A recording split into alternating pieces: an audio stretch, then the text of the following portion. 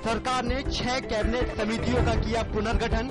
इनमें सुरक्षा, राजनीतिक मामलों, संसदीय मामलों, आर्थिक मामलों, आवास और नियुक्ति संबंधी समितियां शामिल हैं।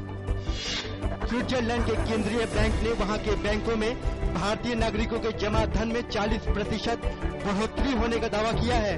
स्विस बैंक ने कहा है कि भारतीय नागरिकों का कुल जमा धन बढ़कर 2.03 अरब स्विस फ्रांक यानी करीब 14,000 करोड़ रुपए तक पहुंच गया है।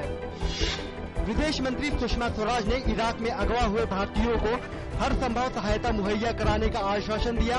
उन्होंने कहा कि इस मामले में कोई कोर कसर नहीं छोड़ी जाएगी और सरकार पूरे मामले पर नजर बनाए हुए है। विदेश मंत्रालय ने बताया कि इराक की सरकार ने अगवा किए गए 40 भारतीयों के बारे में सूचना प्रदान की।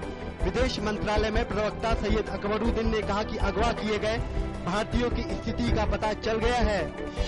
पंजाब के मुख्यमंत्री प्रकाश सिंह बादल ने कहा है कि वो इराक में अपहृत भारतीयों की सुरक्षित रिहाई के लिए लगातार सरकार के संपर्क में है। उन्होंने कहा कि पंजाब सरकार इराक में फंसे लोगों के संबंधियों को लगातार मदद मुहैया करा रही है।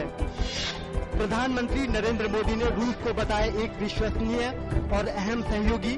दोनों देशों के बीच संबंधों को नई ऊंचाइयों पर ले जाने की जताई इच्छा। जल्द ही पुतिन के साथ मुलाकात की उम्मीद। रेल मंत्री सदानंद गौड़ा ने कहा कि यात्रियों की सुरक्षा के साथ साथ रेलगाड़ियों की गति को बढ़ाने के लिए सरकार काम कर रही है। उन्होंने कहा कि यात्री सुविधाओं को और बेहतर करने का प्रयास किया जा रहा है। भाजपा नेता शहनवाज हुसैन ने कहा है कि बिहार में नीतीश कुमार को जेडीयू की सत्ता जाते हुए दिख रही है, इसीलिए उन्होंने लालू प्रसाद यादव से हाथ मिलाया है। उत्तर प्रदेश के राज्यपाल बीएस जोशी के इस्तीफा देने के बाद अब छत्तीसगढ़ के राज्यपाल शेखर दत्त ने भी अपना पद छोड़ा। पिछली सरकार के वक्त नियुक्त राज्यपालों के अपना पद छोड़ने वालों की फेहरिस्त में अब दत्त भी शामिल हो गए हैं।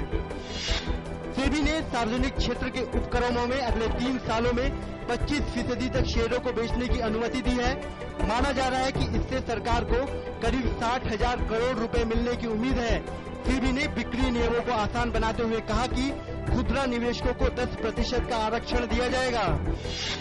सूचना और प्रसारण मंत्री प्रकाश जावड़ेकर ने कहा है कि सरकार सभी नीतिगत मसलों पर देरी को खत्म करेगी और फैसले त्वरित रूप से लिए जाएंगे। उन्होंने कहा कि एफएम पर समाचार होने चाहिए और इस पर विचार चल रहा है। दूसरे दिन भी शेयर बाजार में देखी गई नरमी। सेंसेक्स 44 अंक की गिरावट के बाद 25,202 अंक पर बंद हुआ। वहीं निफ्टी 17.50 अंक कमजोर होकर 7,541 अंक पर पहुंचा। फुटबॉल विश्व कप के ग्रुप सी के मुकाबले में आज कोलंबिया की टीम आइवरी कोस्ट से भिड़ेगी। वहीं देर रात ग्रुप बी में उरुग्वे और इंग्लैंड की टीम आमने सामने होंगी। जापान और ग्रीस के बीच भी रोमांचक मुकाबले की उम्मीद।